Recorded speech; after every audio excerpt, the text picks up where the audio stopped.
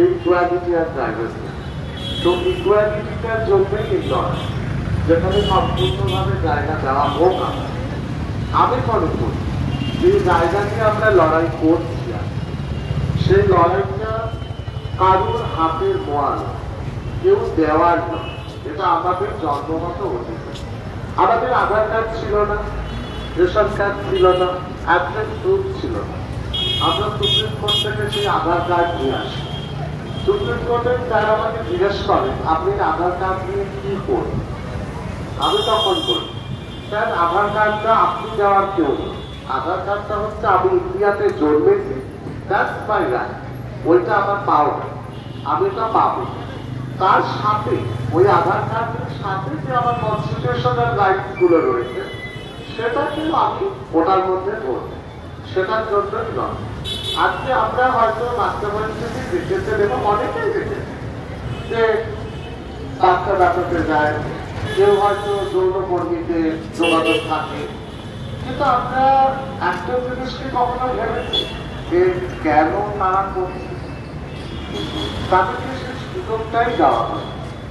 আমি হয়তো পড়াশোনার সুযোগ পেয়েছি বলে ওই পথের একটা শিশু যদি যায়, সে যে সুযোগ পাবে তার তো কোনো আশা নেই, সে নাও পেতে পারে। তাহলে সে বিদ্যা চালাবে কি করে? তাকে তো বিদ্যা চালাতে গেলে কিছু না কিছু করতে হবে। কিন্তু আর দেখবে না যে আপনি কামযুক্ত তা পুরুষ তা মহিলা, সেটা দেখে তো চলবে না। আজকে সেই জায়গায় দাঁড়িয়ে আমি যদি যৌনকর্মীদের কথাই বলি, তার কি করছে নর্মাল যৌনকর্মীদের কথা, তাহলে তারা কিভাবে চালাবে? তাদের কিন্তু সবার থেকে দূরে রেখেছে। তারা নিজের শরীর দিয়েই তারা জিনিসটা দেয়। কেন না? তারা কে চালাতে পারে? তাদেরও কোনো স্বাধীনতা নেই, তারা গৃহস্থী নেই, তাদের কোনো জায়গা নেই। এই জায়গা থেকে আমাদের ওই জায়গায় দাঁড়িয়ে যখন এই ট্রান্সজেন্ডারদের ব্যাপারটাই হলো, সেটা যখন পড়াশোনায় আপনি কোনো স্কুলে ভর্তি করতে যাচ্ছেন, ওরা বলছে না না আমরা ডিক্লেয়ারের নেই না। আচ্ছা, আপনি তো দোকানে কাজ করতে যাচ্ছেন, না না দোকানে ডিক্লেয়ারের কাজ করবেন। কিছুজন আবার হয়তো বাবার হাতে কাজ দিয়েও গেল, তারা নিজেকে কিন্তু আবদ্ধ রাখছে ছেলেদের জামা কাপড়, কিন্তু বলতে পারছে না যে আমি। এই যে মনের মধ্যে যে একটা লড়াই চলে, সেই লড়াইয়ের সাথে বাইরের একটা ঘেন্নার লড়াইয়ে বিশাল রকম ভাবে যুদ্ধ চলতে থাকে। অন্তরের লড়াইয়ের সঙ্গে বাইরের লড়াই, সেই লড়াইটাকে বুঝতে গেলে আমি যতক্ষণ না ফিল্ডে নেমে কাজ করছি, আমি ততক্ষণ জানতে পারবো। আজকে আপনারা হয়তো জানেন শোভাবাজারে পলিটিক বলে একটা ইনস্টিটিউশন আছে, যেখানে আমরা যৌনকর্মী বাচ্চাদেরকে পড়াই। সেটা লড়াই করে আমরাই করেছিলাম প্রথম, কিন্তু ওরা কিন্তু করতে দেয়নি ওখানকার লোকে। যেন তারা বলছে যৌনকর্মী বাচ্চারা আমরা কি পড়াশোনা করবো, ওদের কি দরকার, বড় হবে আমার শরীর দেখতে খাবে। তখন আমরা বলেছিলাম কেন তারা কি ডাক্তার বা ইঞ্জিনিয়ার বা অন্য কিছু হতে পারে না? তাদেরকে যৌনকর্মীকেই কেন আসতে হবে?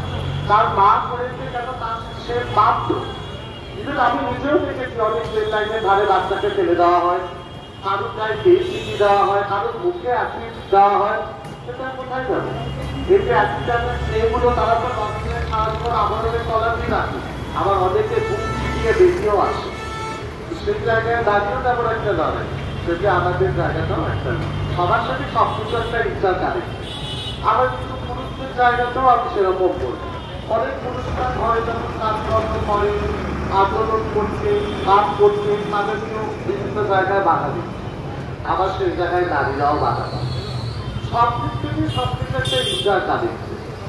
তো লড়াইটা এখানে কি দাঁড়াচ্ছে, যেখানে আমাদের সমগ্র পরিবেশে সমাজে যেন আমাদের একটা সম্মানীয় জায়গা দেওয়া, যে জায়গায় আমরা মাথা উঁচু করে বাঁচতে পারি, যেন লোকে জানুক যে আমরা শুধুমাত্র বাচ্চা নাচাতে নয়, শুধুমাত্র আমরা ট্রেনে নাচে ভিক্ষা করতে নয়, তারা পড়াশোনা করে আরো একটা অন্য লেভেলেও আমরা যেতে পারি। এই জায়গায় দাঁড়িয়ে একটা মানুষের মতো মানুষ হিসেবে আমরা অর্জন করতে পারি সেই সম্মান। সেইটাই হলো আসল লড়াই।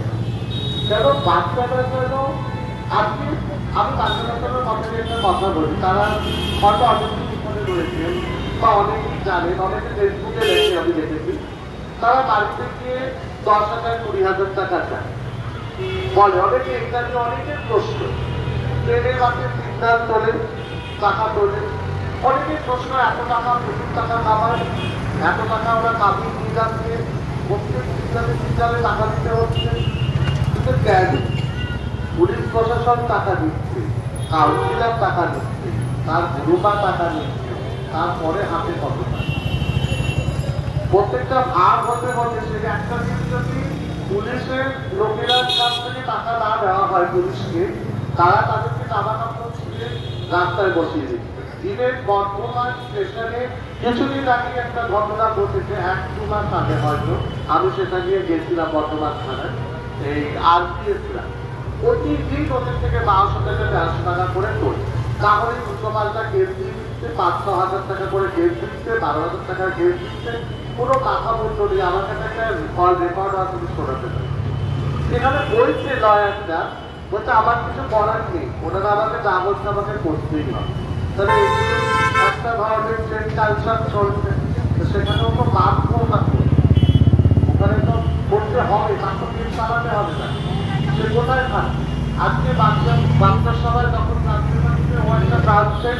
ওকে ঘর থেকে বার করে দিল, ঘর থেকে তো বার করে দিল, তারপরে কি চাপতে চেষ্টা একবারও করেছে সেই বাবা মাকে? ও কিভাবে থাকছে কোনো জিনিস এই প্রশ্নটা কেউ করবে, সেই জায়গাটাই হলো আজকে তারা বেরিয়ে গিয়ে সে যখন একটা কারোর আশ্রয় যাচ্ছে কেন, সে দিন চালাবার জন্য। আজকে প্রতিটা জায়গায় আমি বলবো না যে সবাই খুব খারাপ, অনেক পুলিশ হেল্পও করে, কিন্তু বেশিরভাগ যদি এই যে টাকা তোলার একটা ব্যাপার আছে, এই সমগ্র জিনিসগুলো নিয়ে ঝগড়াঝাটি, অশান্তি সৃষ্টি হয়। এবং সব কিছুর মাধ্যমে যেহেতু আমরা একটা সমাজের বিচারিত জায়গার মধ্যে পড়ি, সেজন্য আমাদেরই সবকিছু দোষ, যত দোষ নয় আমরা সেখানে এক্সপ্লেনেশন করার কোনো জায়গা নেই। বললে আমাদের সিনেমা ইন্ডাস্ট্রি, আমি মনে করি আমাদেরকে নিয়ে কোনো সিনেমা বা সিরিয়াল হচ্ছে, বললে বলতে সে চিন্তিত হয়েছিল, কিন্তু বন্ধও হয়েছে 2 মাসের মধ্যে। তার পরবর্তীকালে আমি যখন একটা সিনেমা নিয়ে এগোই, তখন বলে বোর্ড মেম্বার্সরাই বলে কলকাতা ইন্টারন্যাশনাল ফিল্ম ফেস্টিভ্যালে, বলতে আপনাদের সিনেমা মানে তো বাচ্চা নাটক, ছেলে নাটক, ছেলে নাটক, এগুলো দেখানো ছাড়া আর কিছু। আজকে কেন অনেক তো সত্য ঘটনা অবলম্বনেও আমাদের ঘটনা আছে, আপনি সেগুলো করছে করুন, সেগুলো কেন করবেন? তো যাই হোক, এরকম অনেক লড়াইয়ের পর এবছর আমার একটা টার্গেট বলে বই দেখিয়েছে, তো আমি সেটা করেছিলাম, দেখেছি, সেটা আমাকে অ্যালাউয়েন্স করেছে, তারপর থেকে বলেছে হ্যাঁ ট্রান্সলেটারদের আমরা সেই জায়গাটা দেবো, তাদের তারা নিজেদের বই দিতে পারে। তো এটা আমার কাছে একটা বড়, প্রত্যেকটা স্কুল কলেজে অনেক আমাদের মতো ছেলেমেয়েরা পড়াশোনা করে, আমি প্রত্যেকটা স্কুল কলেজে গিয়ে গিয়ে তাদের পেরেন্টস টিচার মিটিংয়ে বসে আমি কথা বলি, তাদের মনের ভেতরের কথা জানবার চেষ্টা করি। অনেক মা বাবা এসে বলে ওরা এরকম হয়ে গেছে, আমি কি করি? আজকে এটা জন্মগত, এটা আপনার বা অন্যের কোনো দোষ নয়, এটা যে তার হরমোনসের উপর ডিপেন্ড করে, যেটা আমরা জিনিসতে পড়েছি আমিও যদি সায়েন্স দিয়ে পড়ে থাকি এই জিনিসটা আপনিও জানেন, আপনি যদি অমুকের মতো কথা বলেন আমার কিন্তু কিছু করার নেই। সবকিছু ক্রোম্যাটিক ফ্যাক্টরটা ডিএনএর উপর ডিপেন্ড করে। আর সৃষ্টিকর্তা যদি আপনি বলেন আমাদের হিন্দু ধর্মে তো ভগবান ছাড়া তো কেউ নেই, উনিই সবকিছু করেছেন। তো হিন্দু ধর্মের মধ্যেও তো অর্ধনারীশ্বর রয়েছে, তাহলে আপনি সেটাকে গালাগাল দেন না কেন?